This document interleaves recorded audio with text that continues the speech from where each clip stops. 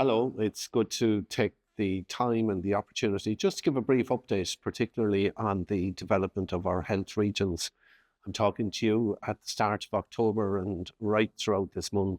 People across the country working in the health service will see changes in how services are governed, how services are led, how services are managed.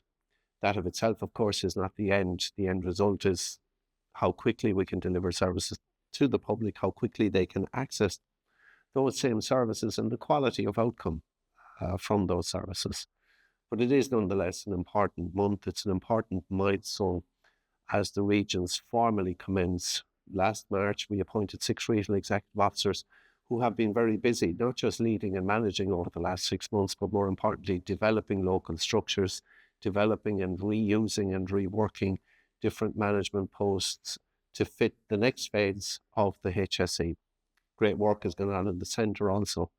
But today, just to talk about those regions, 6 regions from the 1st of October now commencing the next phase of their work.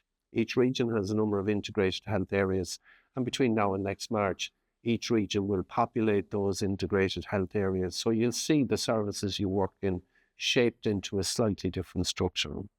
I keep asking people not to get caught up in the whole melee that can often come with structures. Structures are important. They're important for governance and they're important for other reasons. But what's really important is the way that services are brought together, that they can work together, and to the ultimate benefit of the people who use services, and of course, to increase the satisfaction of people working in them.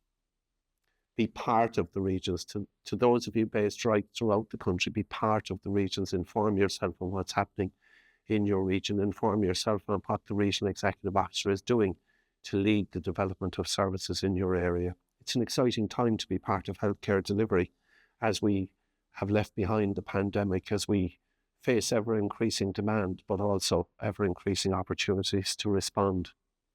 For many years, people have talked about slow into care, and the fact that it's slow to get implemented and slow to start. It is now well started, well underway, with lots of benefits coming from that core all-party policy that was developed in 2017.